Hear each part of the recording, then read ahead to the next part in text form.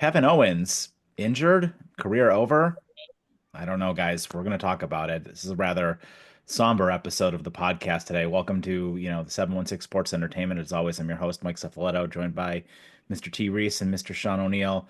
And guys, we had a pretty heavy episode of SmackDown today. A lot going on leading up to WrestleMania, but one of the key things we wanted to talk about today was Kevin Owens, the news that came out with regards to his neck injury and what happened and where we go from here, where he goes from here specifically. And we're going to give you our thoughts and opinions on that. But, as always, please like and subscribe, comment down below on what you guys think maybe is going on, what you guys want to talk about. And if you enjoyed this episode and any of our other episodes, please, hit the notification button so you can always be notified when new videos come up. But guys, what do we think? What's going on?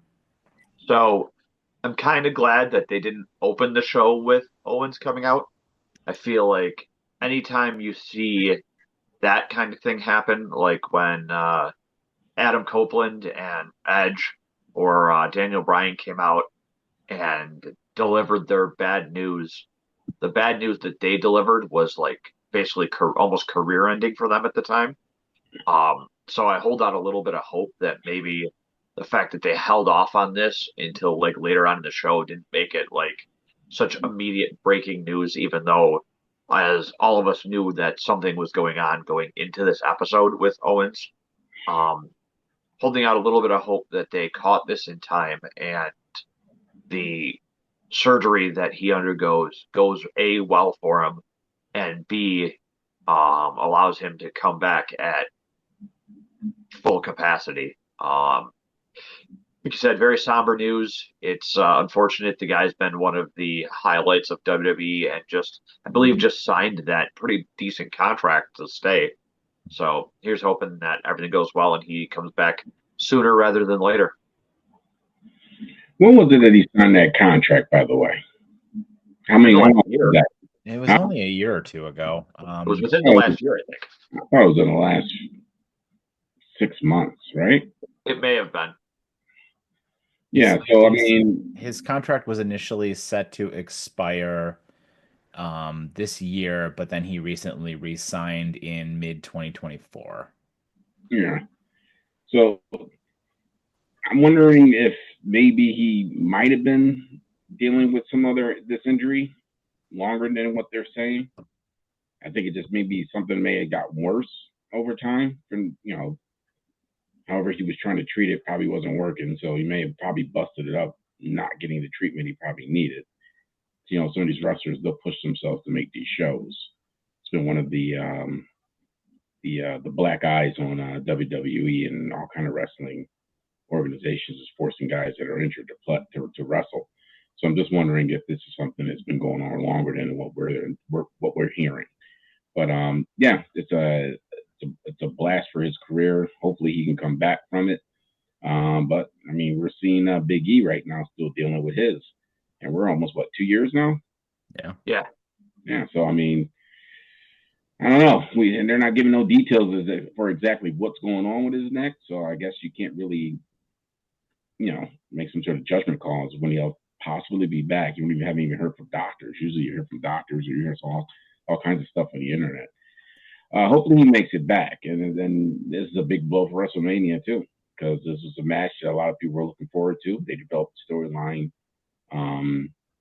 very well. It was interesting. And up to this point, I'm hoping they can find something for Randy. I want Randy at WrestleMania. He's healthy. I mean, it would suck if he doesn't make WrestleMania because of this, but I think they're going to find a match for him. They'll line something up for. They got 2 weeks. Yeah. Two more So SmackDowns. they got plenty of time to line up something for him. So hopefully he'll be in the show. But yeah, I mean, it's a shame. These injuries happen a lot with these guys.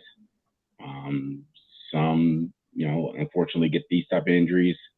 We just hope that he can come back from it. Because I'm a big fan of KO, and hopefully he makes it back. Owens probably was pushing himself more to wrestle through this than he was being pushed by WWE. He definitely seems like the kind of person who would do that. Makes me wonder if doing all these heavy hitting matches like that match with Cody when I he was got just gonna say slammed with that. that ladder, Like, Yeah. how much did that exacerbate this injury? And I just want to say too, real quick, the one thing that his announcement reminded me of more than other people's announcements were, do you remember when Wesley came out in NXT and talked about how he had to go away for surgery and how he came back, where it was treated less like a career-ending thing and just kind of has happened? Owens just reminded me more of that. How long ago was that Wesley injury? That was a couple years ago, right? About a year and a half. Yeah. He went out for, I think he was out like 7 months, and then came back, and then like immediately turned heel within like a month or two. Mhm. Yeah. Well, maybe. I mean, again, we haven't got any details on exactly what the injury is, so I don't know. We'll see what happens. I mean, they kept it brief, and he wasn't out there for very long discussing this matter, which tells me a little more that this may be a lot more serious than we're anticipating.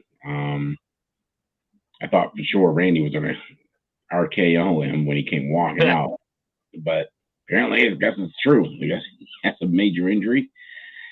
I don't know, man. It's a big blow, man. Big blow. Yeah, it did seem Oh, strange the way that they were doing it initially because it almost did seem like 'cause I know we were all chatting like while it was happening, and it almost did seem like initially like something's gonna happen, right? Like, they're this is an angle. Like it seemed a lot initially like an angle, and then it wasn't, right? Like and you could tell like he was distraught and like the promo that he was cutting, I think I mentioned this. It was a very face promo, right? Like it was a very, I'm gonna be gone for a while. Thank you guys. Like, kind of like not like I want your sympathy type of promo, but just like this kind of shit happens and it sucks, but WWE gave me my dream. It let me, take care of my family in ways I never thought possible and stuff like that. And he made mention of all of those things. So, and about how it sucked that he was going to miss WrestleMania. So it was a very like appreciative, out of character promo for that was for Kevin Owens as well, which as he was speaking, I was just thinking like the whole time, I'm like, this is way too out of character for him, like for this to be storyline driven, right? And then as I was thinking about it, I was kind of like, if he's not really hurt, this makes no sense at all.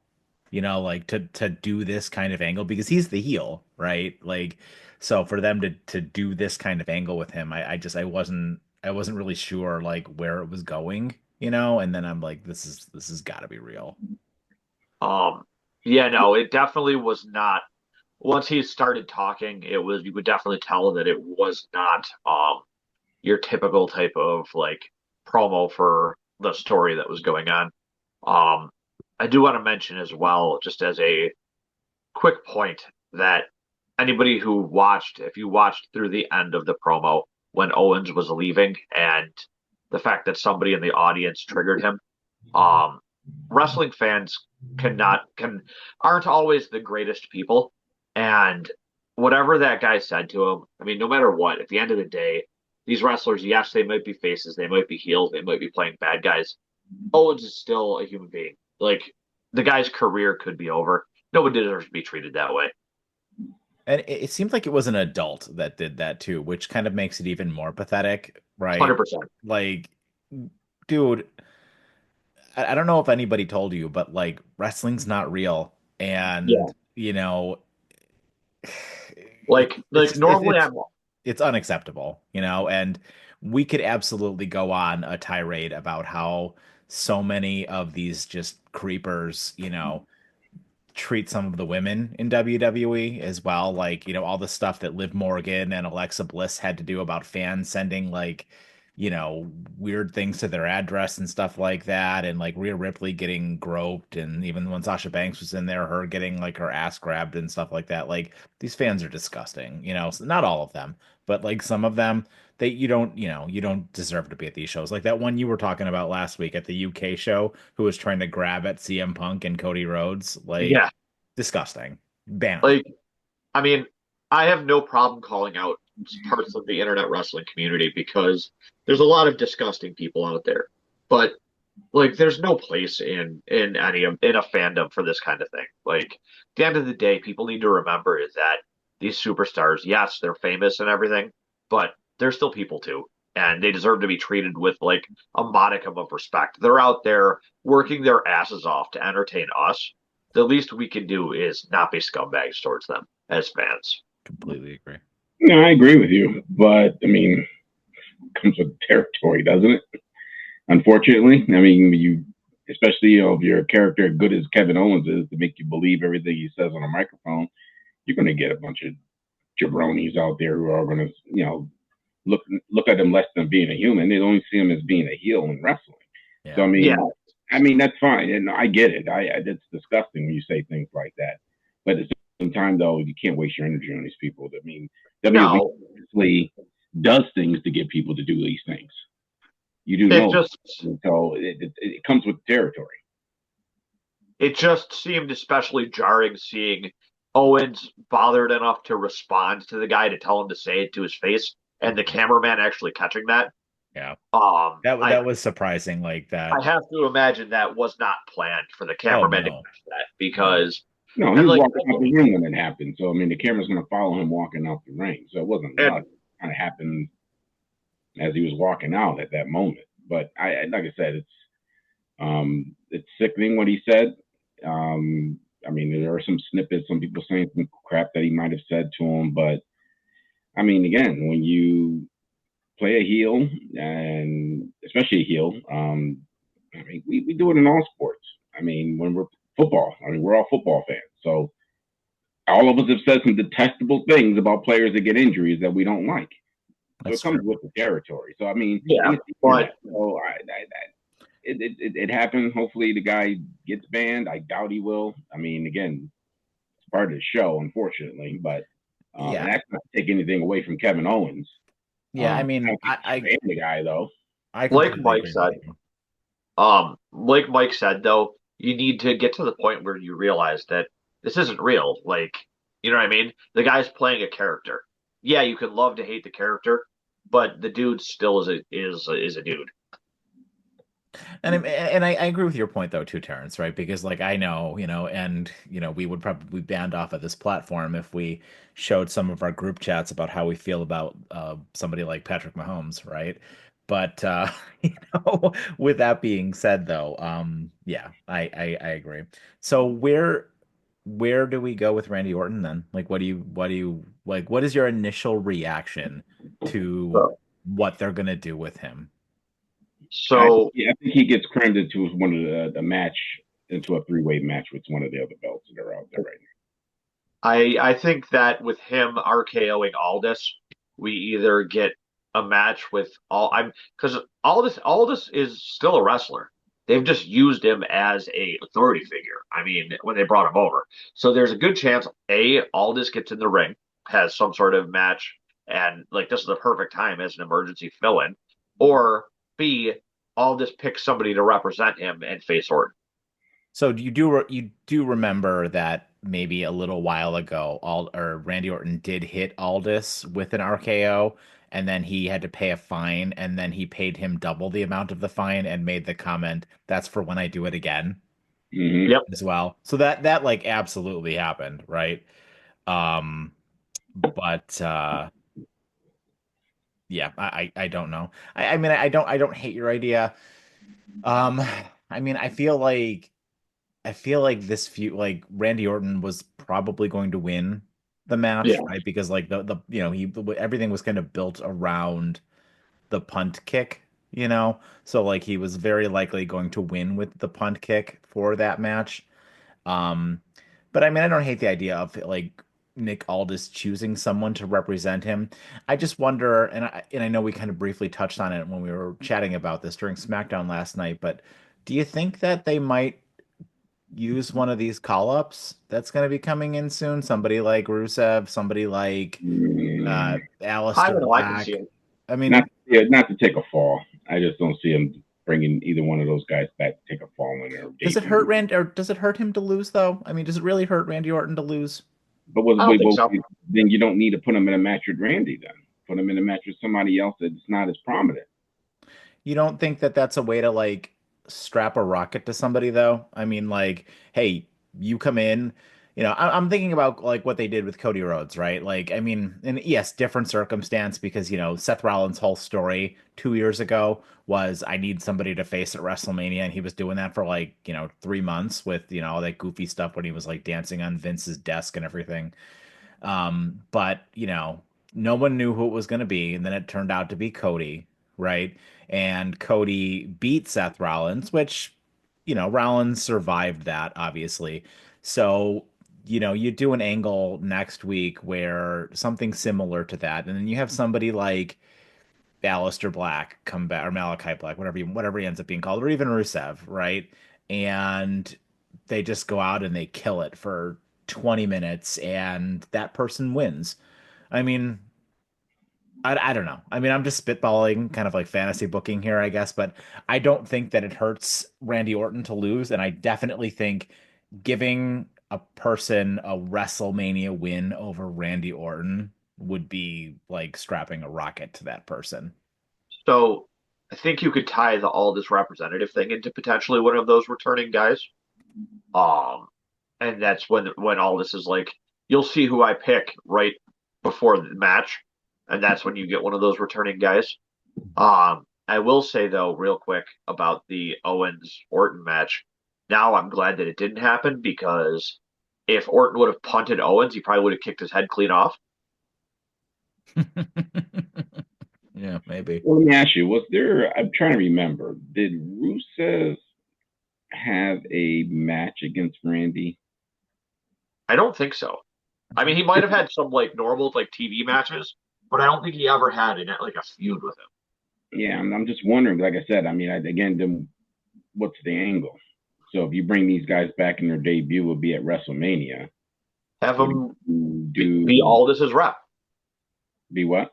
be Aldis's representative, the person who's there, who Aldis picked as his to defend his honor. Okay, so who's the best guy to hold a feud after that with? I mean, they did Uh, no, they did Randy Orton and Rusev had several matches on SmackDown in and around 2017 in the fall, which culminated in a Hell in a Cell match between the two of them really? in Hmm. 2017. Yeah, I thought they had a little bit of a rivalry going, but Yeah, I they, didn't remember I that. mean, Yeah. they could possibly use that as an angle if they want to. I don't think he's ever wrestled Aleister Black, so I mean, you could just kind of, this is for Hell in a Cell match. I don't know, but there's an angle you can use there. But I just don't see them using these guys as a debut being at WrestleMania. Just Well, I mean, kind and of looking. they did have Orton bury him as well. Like Orton beat him clean in the Hell in a Cell match, and Orton won most of their TV matches as well. Sean, you're sideways. Oh then maybe you can go that angle. Um, I mean, maybe that was what 8 years ago. You know what I mean? But Yeah, but Randy's still doing storylines from before he got hurt and that's coming true. after people. So I That's mean, you true. do have that opportunity there with the storyline. I mean, just in my opinion, I wouldn't waste a debut like that at WrestleMania. Yeah, Yeah. You want to use these new guys, you're bringing back in for the next year. yeah, So I if agree. plug them in right now after everything that's happened over the last year that's led up to this. This doesn't make any sense to me.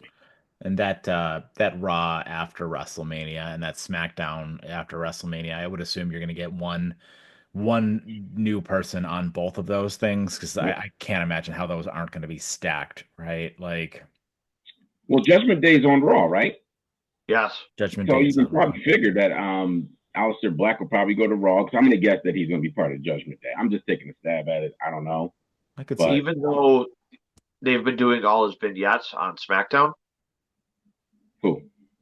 for both Black and Phoenix, both had been getting their vignettes on SmackDown.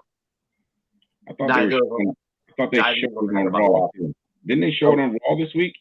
I don't think they did. I don't remember. I remember seeing it last night, but I don't remember. It was a weird segment, and we'll get into that actually as we start the rest of the SmackDown review here. So, so SmackDown opened up with actually a recap of what happened on Raw with with John Cena and Cody Rhodes, and then it also went into the segment at the end of SmackDown last week with Seth Rollins, Roman Reigns, and CM Punk. And then, as the show was in the United Center in Chicago, obviously CM Punk opened the show. CM Punk, came out, huge pop from the crowd because, of course, there was going to be a huge pop from the crowd. Came out, thanked the fans, talked about, just, being a kid from Chicago, finally getting his opportunity to main event WrestleMania, which, you could just tell how emotional he was as he was, speaking to the crowd. And then with that, Paul Heyman came out, and Paul Heyman also kind of smooth talking CM Punk as well. And this kind of led to our whole night-long storyline of what is the favor going to be, right? Paul Heyman asking CM Punk, what is the favor going to be? And CM Punk telling him, I'll tell you when Roman Reigns gets here, and because he's going to need to hear it. And then, there was a series of backstage segments throughout the night where we were waiting for Roman Reigns to show up. Seth Rollins interacted with Paul Heyman. Roman Reigns did eventually show up, and that will get to what was the main event of the show. But initially, guys, as we kind of led into this, um, how do we feel about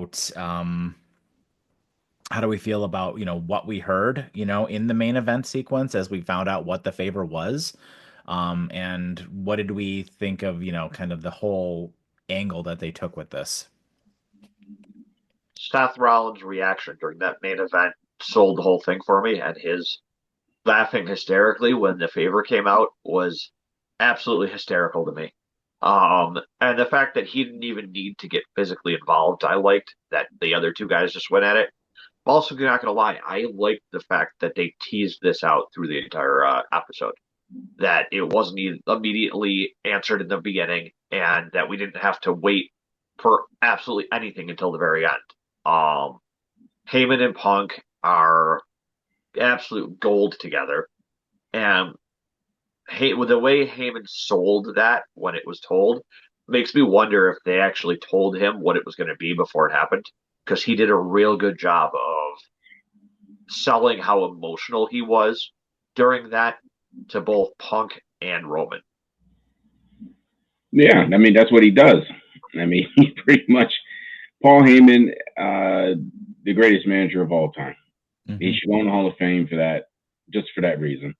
Not even for ECW. So he's hands down the greatest manager in all of wrestling, Easy. and he's great at selling storylines. He's great at talking on the microphone.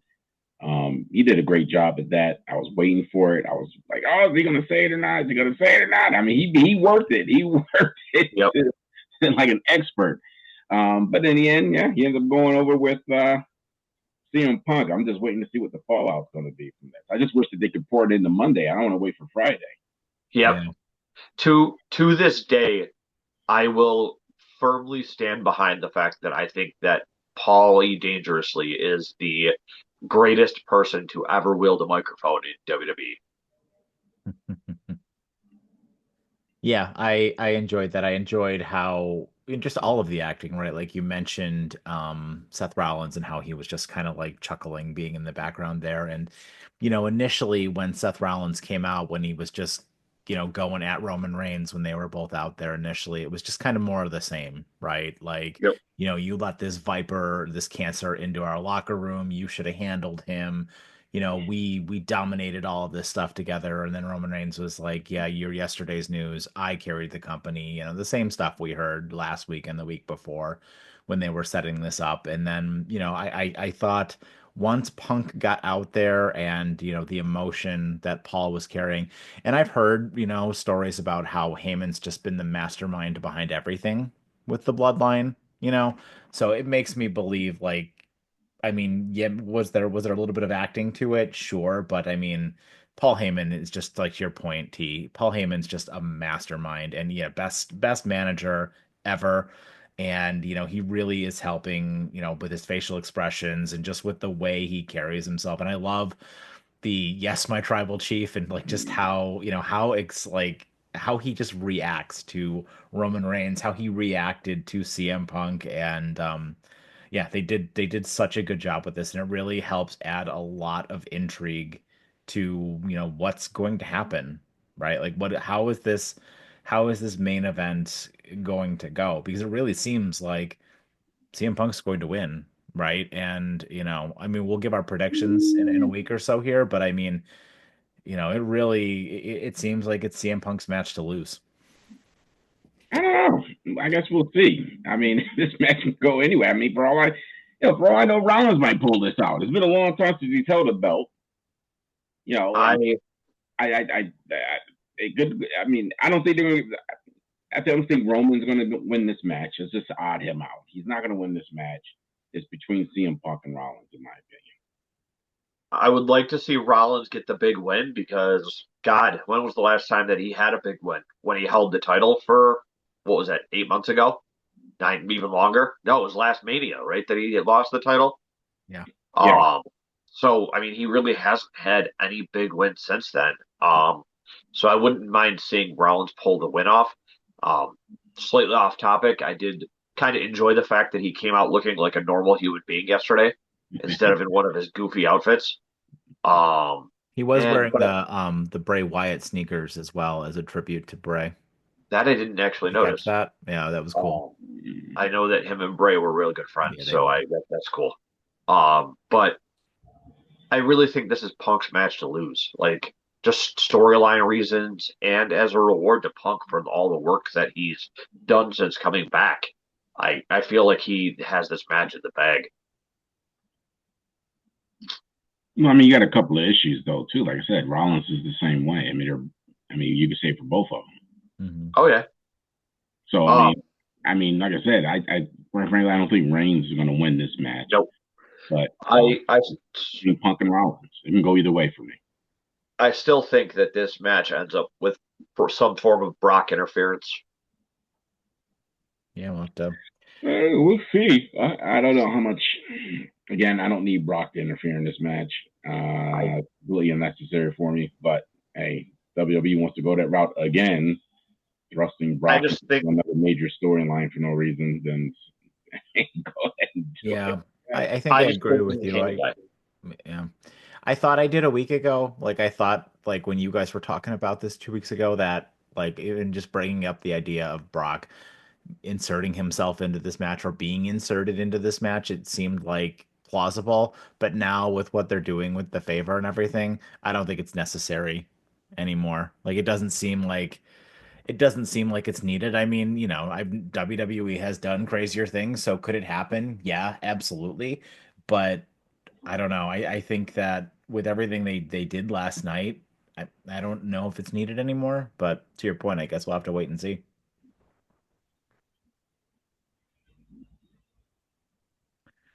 Huh. So after that, initial opening segment with CM Punk coming out, we had our first match with a debuting Ray Phoenix going up against Nathan Frazier. Came out carrying his NXT Tag Team belt, and they put on a hell of a match. It was absolutely outstanding. Ray Phoenix looked great. Obviously, he picked up the win. They went through several commercial breaks. And he was interviewed by Byron after the match, and just he looked ecstatic to be in WWE, similar to the first reaction they gave Penta about 2 months ago when he debuted as well. And he seems like he's just ready to go. He looks like a killer, and he looks great. The match was excellent, and I'm really glad he's living his dream. I I like that it wasn't a squash match. That he didn't come out and just absolutely dominate Frazier because I think Frazier is one of NXT's top people. Him and his tag team with Axiom are probably one of the longest reigning NXT tag champs, and it's for a good reason. They're both fantastic wrestlers. It was a great matchup. Both of them were that athletic, speedy type guy. Um, Only thing I'm a little worried about is I don't want Phoenix to get lost in the shuffle. I don't know if they're going to be able to keep up the same pace with both Phoenix and Penta as they are with Penta. So hopefully they're able to keep it going. It looks like he's going to be feuding with Legado del Fantasma at least for a little while. Probably get a series of matches with Berto and what is it, Angel, before finally facing the Penta. Santos Escobar, the former what was his name in Lucha Underground, the Hunter King Cuerno. the former King Cuerno. But that the two of them, you put them in a ring together, especially with their past experience, I have to imagine that will be a lights out match. Yeah, that's gonna be that's.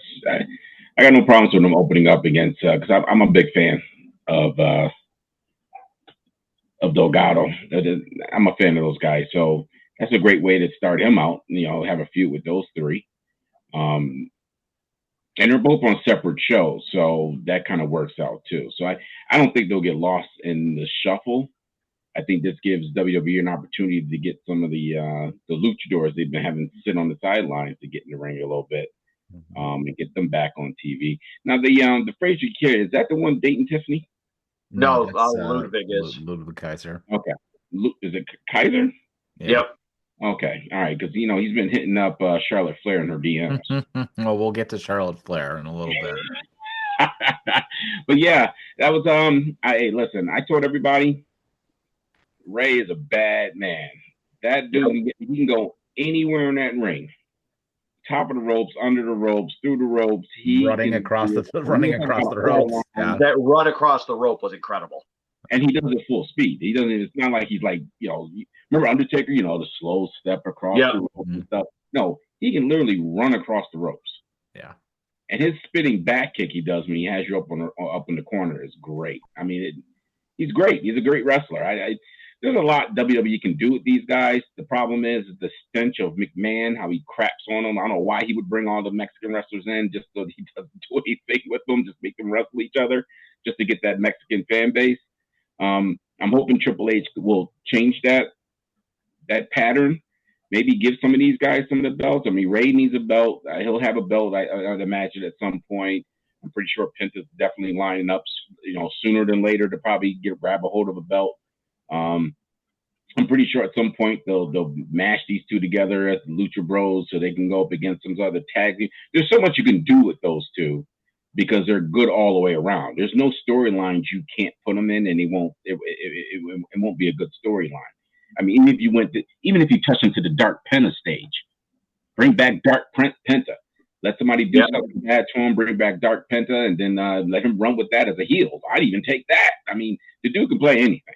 Yeah, you have you have a series like years worth of storylines, and I think they're both signed to multi-year deals. So you have years worth of feuds and storylines for both of those guys. And I don't even think, hell, I mean, you could go an entire year before you even need to put them together, So yeah, completely agree with you.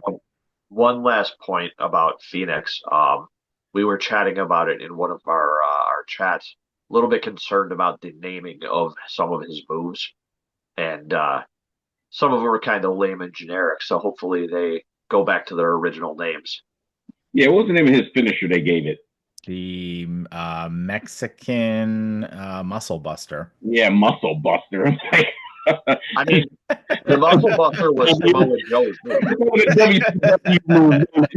That's how they used to name their match and their wrestling moves in WCW. These ridiculous, stupid Muscle Buster. What Buster? The Muscle Buster was Samoa Joe's move.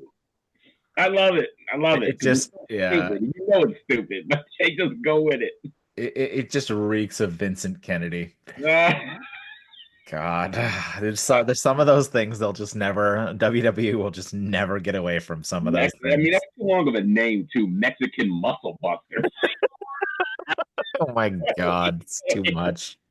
I mean, it's not much different than them calling it the Mexican Destroyer instead of the Canadian Destroyer. Oh yeah, I love that. They got to throw the nationality of the person into the wrestling move. Exactly.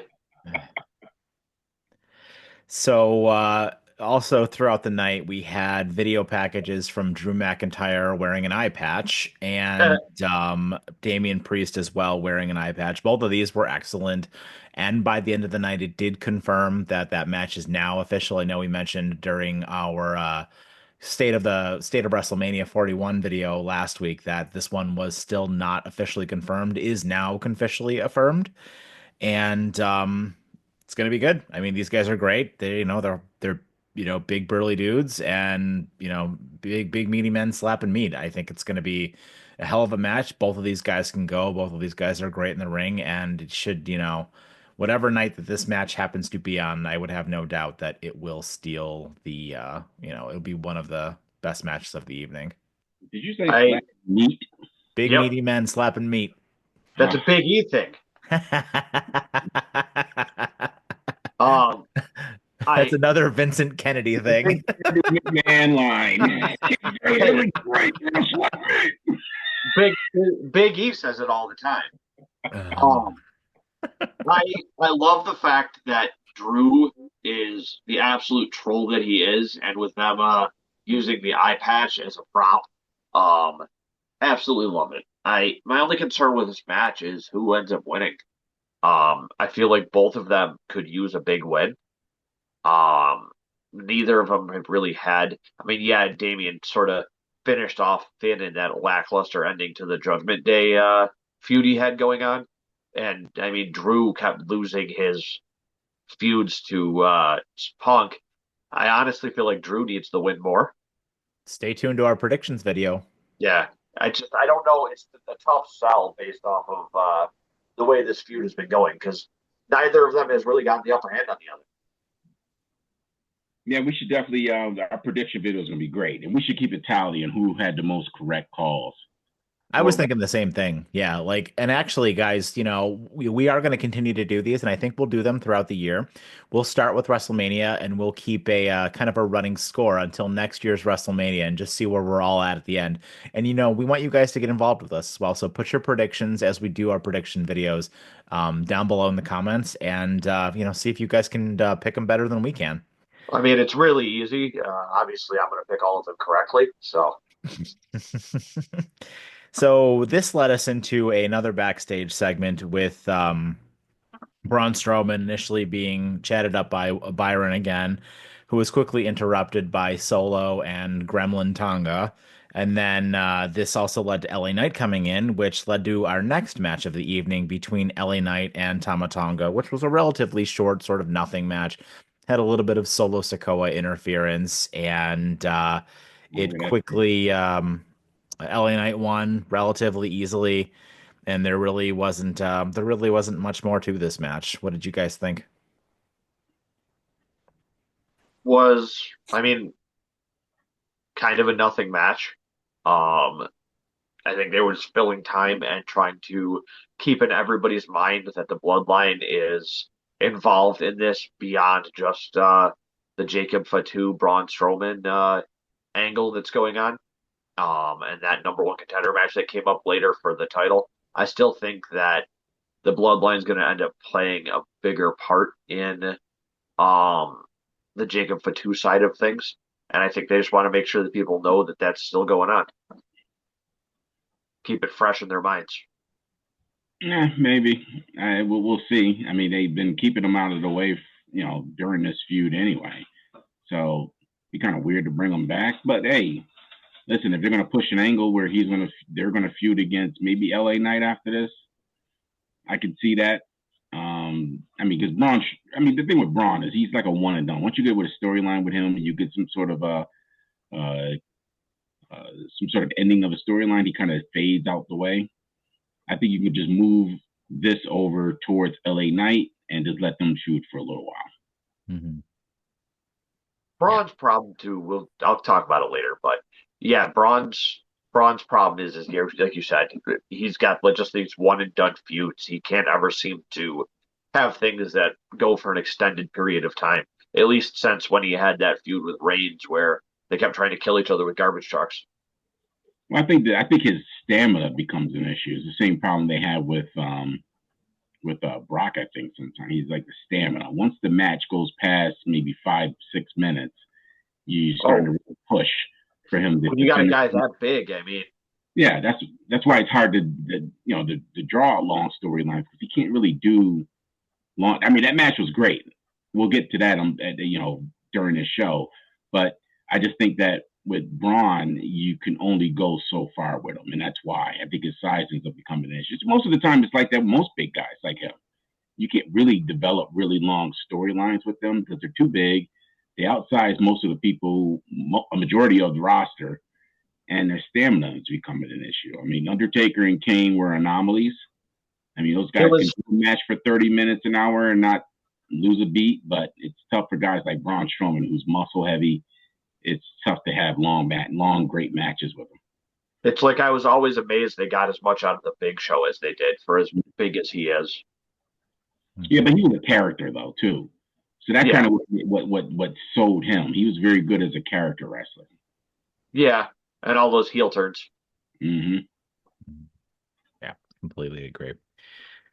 So this led to perhaps the most interesting, let's go with interesting, segment of the evening between a promo segment which saw Charlotte Flair come to the ring, immediately followed by Tiffany Stratton, and they were being interviewed in the ring, and they went back and forth. All right, this was interesting. What did we think about this one? Definitely came off as unscripted for several portions of it. Um, I mean, Charlotte, her choice of wardrobe was definitely interesting. Um, Kind of looked like an alien there, but the I like that Tiffany actually got some real decent shots in there. And my God, the Chicago crowd and Charlotte, they just absolutely tore her apart. And was glad to see that because none of us want Charlotte to win. And I mean, maybe we'll get a swerve based off the reactions, but if we can keep getting these negative reactions towards her and positive reactions towards Tiffany, maybe they'll do the right thing. Well, I definitely tell that Charlotte was taking this personal. This shows us her ego because Yep. she couldn't cover up her emotions in the ring, and then she tried to do a personal dig at her, which we alluded to earlier, with her saying, "Oh, Kaiser's in my DMs." It's like, what are we doing? I mean, Charlotte has been known to do this off script. I mean, Nia Jax slapped her around because of some stuff over this. She's had some backstage issues with some people because WWE's put her on this pedestal, and because of that pedestal she's on, and her father being Ric Flair, I think she honestly thinks she shouldn't ever lose any matches, and her going back and forth with her in the ring with Tiffany this past Friday shows me that she honestly thinks that she shouldn't lose matches. I think she thinks she's above Tiffany. Like in real life, like there's Oh yeah, nothing I'm selling to this girl. I'm gonna tell you right now, this match is gonna be shit. You think yep. so? I think it's gonna be shit I mean, because when you start getting somebody in the ring who's actually taking it personal and they can't make it professional, It's going to be stiff. on live national TV taking a shot at Tiffany because she couldn't get any digs in. Yeah, it's going to be a stiff match. Mm-hmm. I mean, I don't know if I would go that far. I mean, I think I might have mentioned this a couple weeks back, but Charlotte's match with Rhea Ripley at WrestleMania was one of the best matches of the entire weekend. You know, Yeah, like but it was 2 years ago because she was injured last year, but that was an outstanding match. And I mean, yeah, I will be the first one to agree with you that Charlotte was absolutely rattled, and Charlotte as a character is not interesting at all. But Charlotte as a wrestler, I mean, she's one of the best. She's one of the best they have on the roster.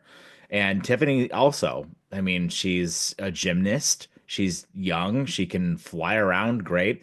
Tiffany comes across to me as very not polished. Like, she's young, right? Like she comes across as young. She's 25 years old, I mean, like I get it, I get that she needs more practice, that she needs to just keep doing more and more of those things. And it's a big spotlight to be in for her. So I give her a little bit of a pass.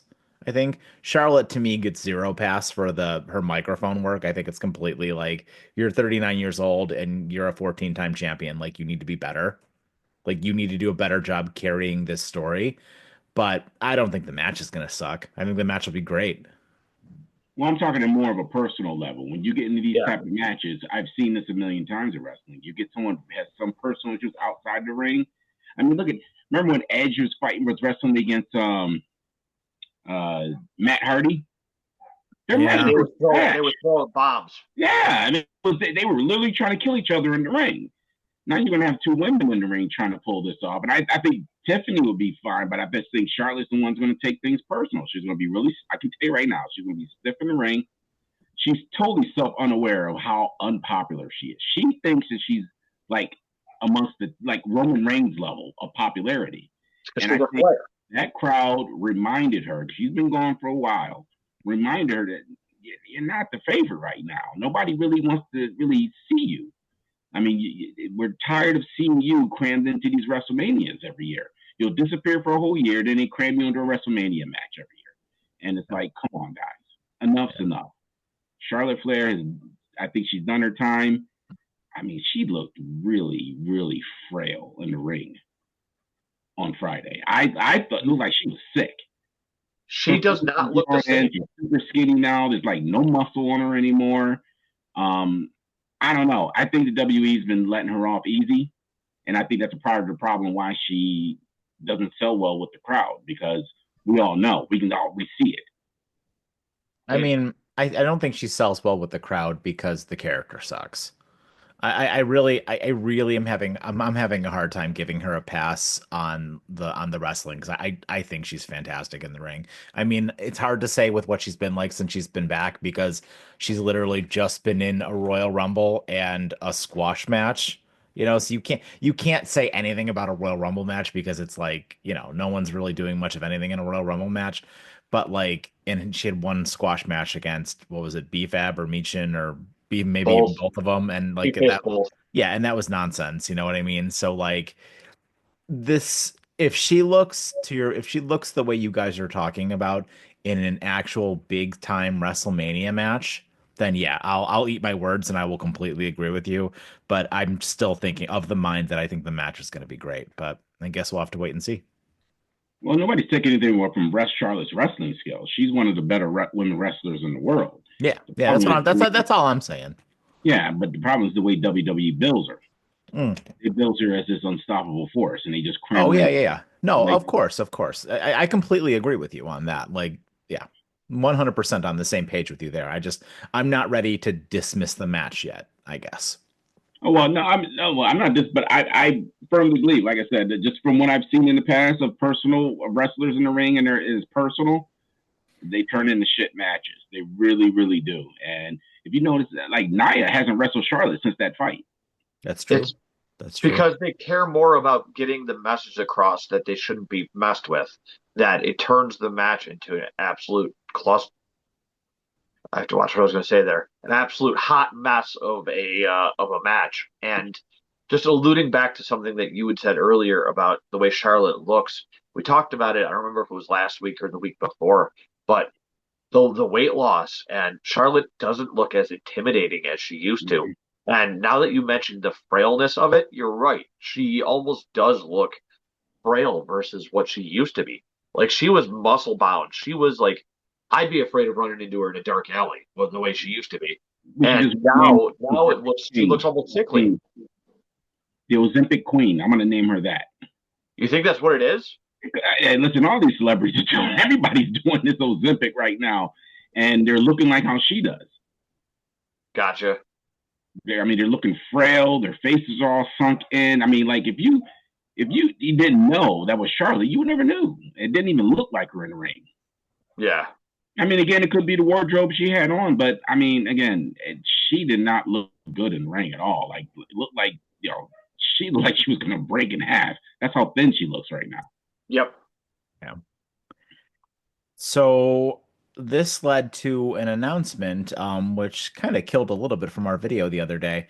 So it doesn't seem like Lyra is going to have a match anymore, a singles match at WrestleMania at this point, as a gauntlet match was announced for the women's tag team championships, to take on Liv and Raquel. So we're going to get, this is going to go across both SmackDown and Raw because there are 6 teams in total that are going to compete for a shot at WrestleMania for the women's tag team championships. And they are the Party Girls, Lyra and Bailey as a team, Shayna Baszler and Zoe Stark as a team, BFAB and Michin as a team, Chelsea Green's group of Piper and Isla as a team, and then Maxine and Natalia as a team as well. Who do you guys think gets through that whole So thing? And who do you first think off, ends up facing Liv and Raquel? first off, it didn't get there the way that I thought it would. Like I mentioned in our video the other day talking about the prediction for the card, I thought that Liv and Raquel were going to interfere in the Bailey Lyra match, and that would lead to that Bailey and Lyra teaming up for to get take them out for the tag titles. I'm still going to stick with my prediction that it's Bailey and Lyra facing them for the belts and potentially winning them. Then you get two tag partners facing off for that Intercontinental title. Gives more uh, oomph to that match, I think. Yeah, I'm trying to figure out. I'm trying to see what was the names again. I can't remember everybody's name that's supposed to be in So this. the Caden Carter and Katana Chance, the Party Girls, Lyra Valkyria and Bailey, Shayna Baszler and Zoe Stark, B-Fab and Michin, Piper Niven and it's Isla. Is it Alba Fire? Alba Fire. Alba Fire, and then Maxine and Natty. Yeah, it's going to be Lyra and Bailey. Yeah, I kind of am leaning that way too. I mean, the Party Girls know. Shayna and Baszler, Shayna definitely know. They've been high on BFAB lately and Michin, so I mean, I could see them making it to the finals. Chelsea's group is kind of involved in another story, so probably no. And you never know with Natty. I mean, she can always put on a good match, and they're high on Maxine right now. They've been showing her on TV a lot in backstage segments. I could see the final matchup being between Maxine and Natty versus Bailey and Alba, or Mm-hmm. Bailey and Lyra. I could see Mm-hmm. that. And you mentioned BFAB. You mean Bianca Belair without the push? I mean, they've been really high on her though. She did actually a little bit later on in the show. We'll talk about the Naomi segment next, actually. She did have a match, and they were really trying to talk her up. So, I guess we'll kind of have to wait and see. Yeah, but they got to do something more with these women anyway. So I mean, this is the best way to get women involved in the more matches in the WrestleMania is to do something like this. Hmm. Why Um, not do why not do it as a multi-team match though at Mania? You know what I mean? Then you get more of them on the show. yeah, but a tournament and at Mania, No, do you have it like as do like a fatal four way or a fatal five way tornado tag match, something like that? at Hmm, WrestleMania. Yeah, maybe. or do like a ladder match, a women's ladder match for the belts. Yeah, but who? I don't know. What With like, women are there that can do a ladder match that'd be interesting?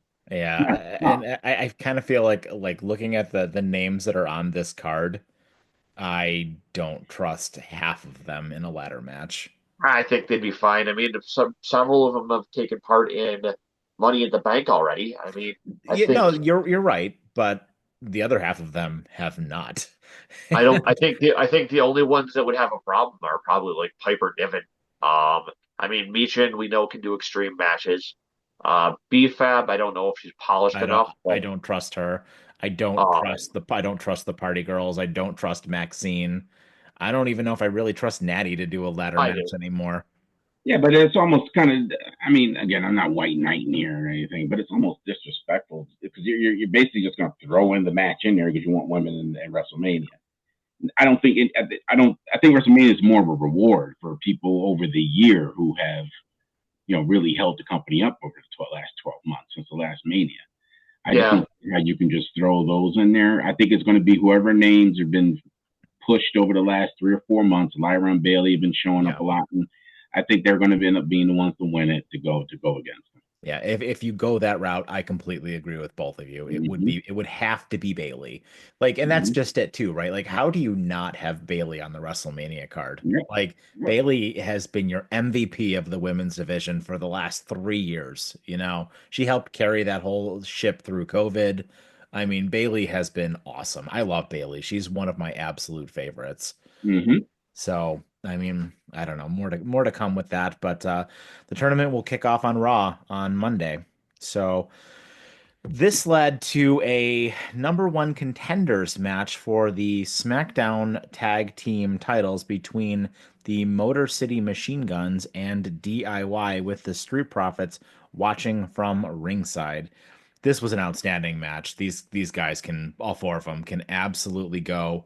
I love the Machine Guns. I'm really glad that they got the win, and I would not be surprised at all if they take the belts off of the Street Profits at Mania. But I'm really glad that these four guys got on the card. I think it's the right thing to have the Machine Guns get a WrestleMania match. So yeah, what do you guys think? This is a match that I definitely think should have been a multi-team ladder match. This one is all of those teams are more than qualified and more than skilled enough to do that type of match and make it look really good. So I feel like having this just be a one-on-one tag match is 100% a missed opportunity, even though it's going to be a fantastic match. I think that it's too soon for the Profits to drop it. But like I said, I just think this is a missed opportunity. I don't know if you need. I I don't know if I agree. I'm gonna give a little pushback on that. I think that Machine Guns have earned an opportunity to do a WrestleMania They still won. without sharing it with somebody else. The match is going to be great no matter what. I think all three tag teams are great. So either way, either one of those teams that won that match was going to be a great match against the Profits.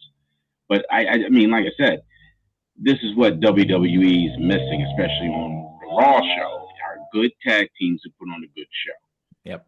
And So hands down, that might have been the best tag match I've seen in a long time in WWE. Completely agree with I you. haven't seen a tag match that was that high flying, high energy match.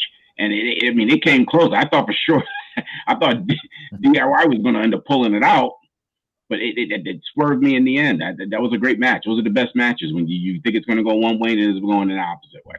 Mhm. so I have a question for you as far as pushback goes. You say that the machine guns deserve it, which not saying they don't, but couldn't we say that both DIY and Pretty Deadly do as well? Both of them have been involved in this feud and of this like multi-team feud for these belts, and all have been putting on really good work. I don't know if But I agree with Pretty Deadly. I Not as mean, much as the other ones, but DIY, sure, but I really like T's point. I think that the Machine Guns, they're definitely closer to the twilight of their career, right? mm-hmm. And they just signed with WWE, and what it's a very WWE thing to do, right? Like you bring somebody in, somebody from the outside. They've been doing this a lot recently since Triple H took over, and you just push them. You push them to the moon. You make, give them the big spot. Here's your big WrestleMania match. We're gonna put you in front of 80,000 in a friggin' stadium in Las Vegas, right? Like, I mean, yeah, it's a huge. I think it's a marketing move a little bit as well. I think, right? To like anybody else that they want to bring in, and from, all these other companies, including AEW as well, right? And they're not stupid, they definitely are they're doing having them win and having them get this big moment, I think is a very calculated on purpose move. yeah, I Yeah, mean, I don't need any. Like I said, Motor City Machine Guns. It seems like to me, Triple H is bringing in guys, not just if they were in AEW or anything. I think he's bringing in guys who he potentially would have brought in years ago, and Oh he's yeah. giving them all their shot to come Yeah. into WWE and get their spotlight because in Motor City Machine Guns, like you said, they're coming in on the end of their career, so Mhm. to give them the opportunity to go on one-on-one against another tag team into WrestleMania, you give it to them. DIY, we've seen them. I mean, they've won NXT belts, they've won championship belts. I mean, they have plenty of time to get that, even though Champa, looks like Father Time right now. But either way, um, they've been there, they've been through those moments. I would like to give them their opportunity to show a WrestleMania and to get a one-on-one match and show what they can do. Yeah. I think that, like you said, the combination of showing off the Motor City Machine Guns, and then the sort of like cross promotion among different like companies that you've seen lately, like with the TNA crossovers and all that, um, is definitely like WWE promoting that they're willing to reach out and work with more people. like they're still doing the cross promotional stuff. Like Ethan Page is going to be having a title match on TNA for God's sakes. Like Hmm. I think that this is a way of saying, hey, Vincent Kennedy is gone. If you want to come work for us, we're willing to give you a shot. Hmm. Yeah, I thought it was a smart move by WWE that they actually finally open the forbidden door and team up with another company. I mean, TNA is a great place to use some of your young prospects and pull people from. I And mean, you Joe can, Hendry. yeah, Joe Hendry. I mean, all those guys. I mean, I quite frankly, I thought this is one of the better things that WWE has done under Triple H, because Vince was never going to do something like this. He would never have Nope. signed nope. a contract with TNA to to use their talent and let us cross over some of our younger talent over there. You would never have seen it. And in today's wrestling world, you have to. I mean, Japan is like involved in every major wrestling company in WWE in some way. Yeah. The way I look at it is it's almost like they have another new quasi brand that they could draw from. Yeah, I mean, look at Jordan Grace, right? Like she came right over, as soon as her Yeah. contract was up. So, yeah, completely agree with that. Um, this led us into our well, there was a brief why I mentioned what I mentioned about Pretty Deadly. There was a brief backstage segment with Pretty Deadly and Miz and Carmelo, which yeah, I'm super disappointed about what they're doing with Mello. I mean, I'll let you guys go first and give your thoughts on it, but I just don't really give a crap that they're pairing him with Miz and they're just not doing anything with him. So as much as I love the Miz and the fact that he can be counted on to be there to fill whatever role they need him to, I think that Pretty Deadly's promo actually told the story right there with basically saying that, oh yeah, you've won 9 tag team titles, Miz, but how many partners have you had? Every time it's just with whoever the hot new guy is. What's the one common denominator among all of them is it's always you screwing somebody, basically. Yeah, they did allude to that. I do like the tag team Pretty Deadly. They're fun guys. Yeah. Um, do you think so? They're going to probably wrestle next week. Do you think this slides into Mania? No, Yeah, Well, maybe if they need to fill spots. yeah, no. that's what I'm saying. I mean, why focus on this during SmackDown? You have It's no just reason right now. it's just a filler match. Just like I think it's just a filler match. Like the same thing with LA. Like LA Knight earlier did not need to wrestle Tama Tonga, right? Like Hmm. neither one of those guys is gonna. I mean, LA Knight will be on the card, obviously, as we'll talk about the final match in a few minutes here. But you didn't need to do that. You didn't need to have that match. You could have just had LA Knight sit at ringside between the match with Braun and Jacob, look, waiting for his contender. So I don't know. I think this was just a thing to like have another, to have a little bit of intrigue towards a match for next week. So you don't just randomly throw something like that together. Like, why are these two teams fighting next week? I think that's all this was. Or they can have a segment at WrestleMania. Miz always has some sort of segment somewhere along the lines in these major pay-per-views. Maybe he comes out and tries to embarrass them, or maybe they even do a Miz TV at WrestleMania He just to was the get them in host the last year, ring. right? Was Yeah, it Yeah. 2 years yeah, ago? 2 years ago with 2 years ago, yeah. No, with with Snoop. Mm-hmm. what's going to happen, I'm calling it now, is they've been pushing this thing with Pretty Deadly with their musical. They're going to debut something for it at Mania, like a segment, and Miz and Mello are going to ruin it. I think so. I think I there's going to be something done with them at Mania. Just a segment, not even a match or anything, Yeah, but that's it's what going to I'm be saying. It's not even going to be a match, but something's going to get pushed into Mania between these two. yeah. I could see it, maybe. I mean, I don't really care, but I guess we'll have to wait and see.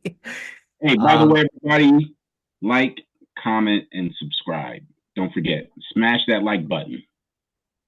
Thank you. This led us into what was going to be a match between BFAB and new healed up Naomi. And as Naomi was making her entrance, she was attacked by Jade Cargill. And then they were kind of needed to be separated by security. Naomi did eventually get into the ring, and she had a really quick match with BFAB, went through one or so commercial breaks, and she obviously won. She got the microphone after the fact and, basically said, "Hi, Jade, I'm still standing. Get your ass out here, blah, blah, blah, blah, blah." And Jade came out, Jade ran in. They fought a little bit and they got separated again by security. And Nick Aldis was like, "Okay, enough is enough. This has got to be over with. You guys are going to have a match at WrestleMania." So, as we talked about during our predictions video for WrestleMania there last week, it was only a matter of time before this one got made official. So, kind of glad that it is, and I'm looking forward to it. Um, so I like that it wasn't a squash match, that Naomi did just dominate BFAB, especially with the focus that WWE has been putting on her. Um, and one thing I will say though, what is with all of these faces during these brawl segments beating up security guards? Why are the good guys beating up these poor security guards? They're just trying to make a buck. Leave security alone. Yeah, they let Jade get her China moment. Yeah. Yeah, and in her storm outfit. Yes. I think she looked good. I think she looked real good. I mean, Jade looks like a killer. Yeah, Yeah, I'm interested in what their plan is with her. I mean, we still haven't really seen a full plan with her yet. With her on camera, off camera for a stint, for a period of time, and then coming back on. I'm interested in her future, what their plan is with her. And they've, they been, gotta, yeah, go ahead. Go ahead. they've invested a lot into her. So here's hoping that that investment pays off. I mean, she was a really incredible raw talent coming out of AEW, where they had her on that massive win streak, but her matches were all of like 45 seconds long for every match. Mhm. Um, in ring talent, she is phenomenal. Little bit, I still feel she needs a little bit of work to become the total package. Her mic work really isn't the greatest, but that comes with time and practice. Mhm.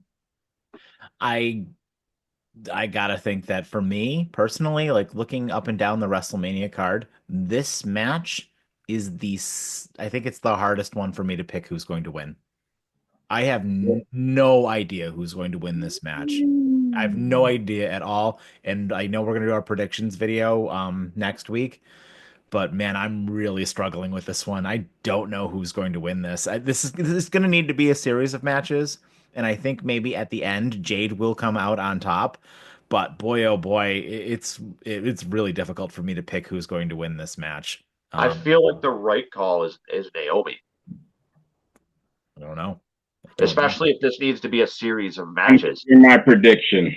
Yeah, stay tuned for our predictions, guys, because I'm gonna struggle with this one. I'm saving it. Yeah. So then we had our Kevin Owens segment, which we spoke about at length. And then our final match of the evening was Jacob Fatu versus Braun Strowman in a last man standing match. This was a hell of a match. These guys put each other through hell.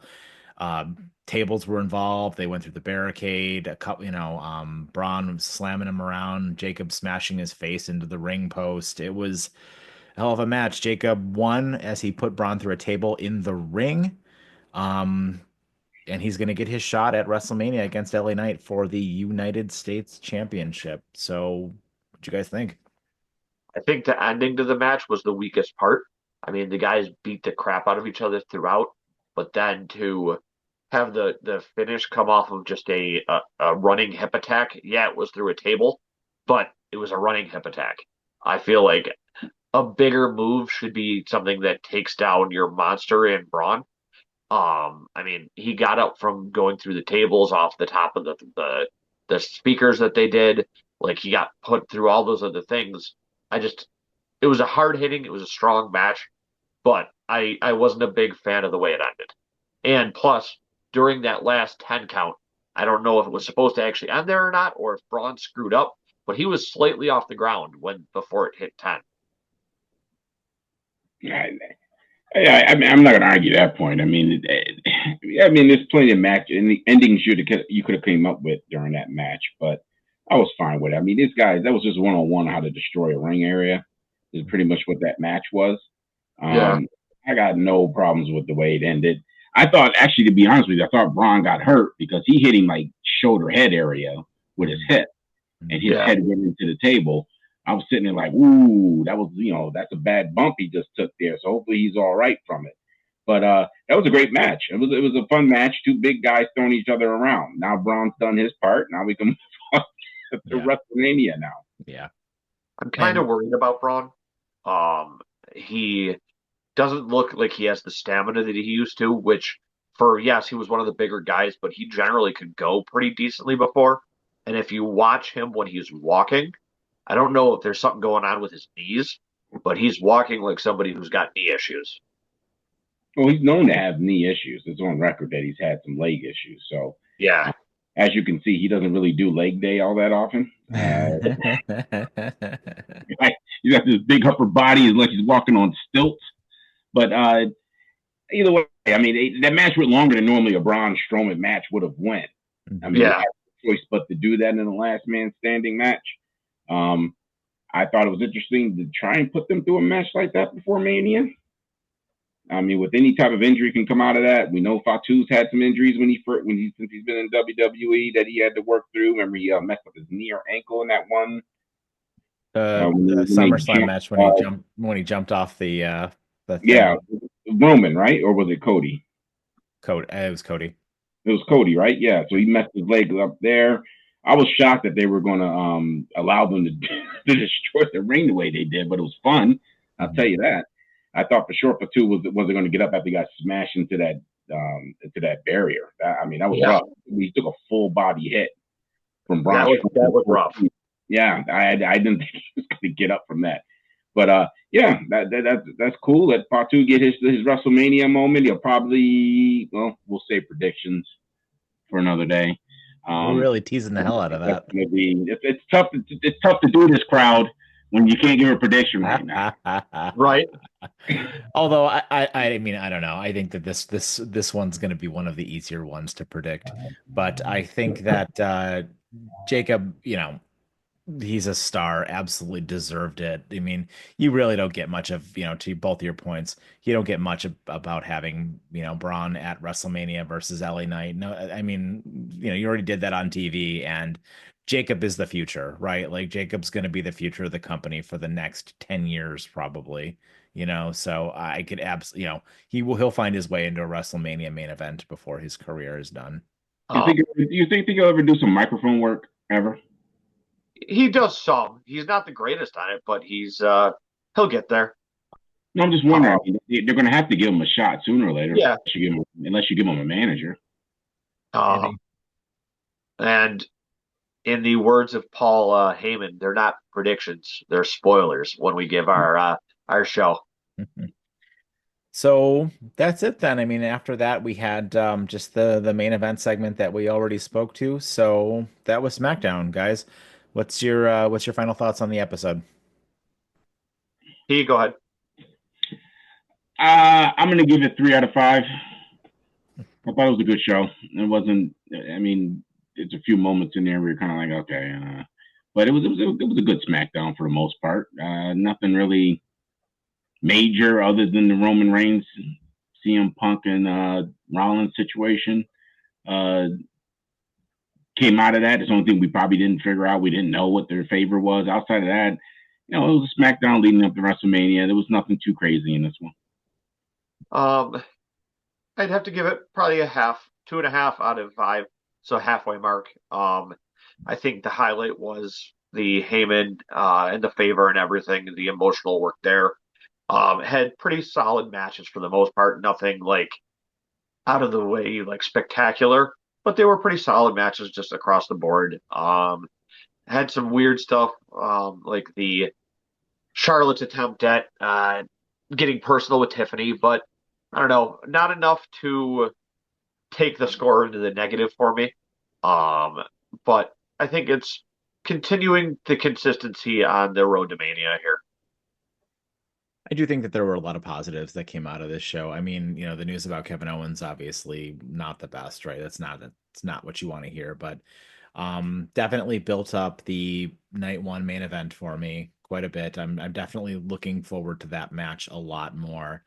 We spoke at length about Charlotte and Tiffany. I think it's going to be a fine match, but I don't care about it enough. Like, I don't care about the outcome that much. We did get a couple more matches for WrestleMania confirmed, so I think the build for WrestleMania is coming along well. So, guess we'll just have to wait and see. We got two more Raws and two more SmackDowns until WrestleMania, and that last SmackDown looks like it's going to be, as they announced, a little bit earlier because the Hall of Fame is going to start at 10 o'clock on that Friday. So that SmackDown will likely start a little bit earlier, probably in the 6 o'clock hour on the Friday the 18th before WrestleMania.